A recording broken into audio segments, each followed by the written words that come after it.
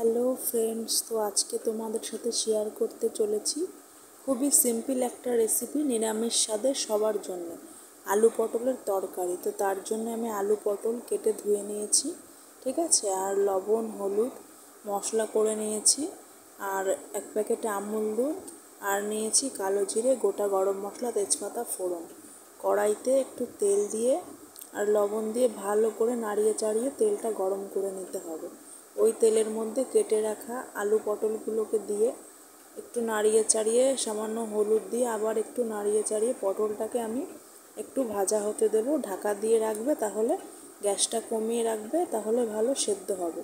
এবার যখন ওগুলো লালচে লালচে ভাজা হয়ে যাবে তখন ওগুলো তুলে নিতে হবে। ওই তেলের মধ্যেই আমি যে ফোড়নটা রেখেছিলাম, কালো জিরে, তেজপাতা, গোটা গরম মশলা ফোড়নটা দিয়ে দিলাম। আর এতে যেহেতু নিরামিষ, আমি অন্য কিছু দিচ্ছি না, ঠিক আছে। জাস্ট যে মশলাটা বানিয়ে রেখেছিলাম, আদা, জিরে, পাকা লঙ্কা, টমেটো, সেই পেস্টটা আমি দিয়ে দিচ্ছি। আর একটু মশলাটা ফুটে উঠলে তাতে লবণ আর হলুদ অ্যাড করছি। সামান্য কষিয়ে নেওয়ার পর ওই মশলার মধ্যে আমি অ্যাড করলাম এক প্যাকেট গুঁড়ো দুধ। এটাই হলো মেন, এটা আরও টেস্টটা বাড়িয়ে দেবে, ঠিক আছে। দুধটা দেওয়ার পরে তোমার তরকারিটার টেস্ট একটু বেড়ে যাবে। ভালো করে ফুটে উঠলে মশলাটা ওই ভেজে রাখা আলু পটলগুলো দিয়ে উপর নিচ একটু কষিয়ে নিলাম। তার মধ্যেই আমি অ্যাড করলাম একটা কুচানো টমেটো।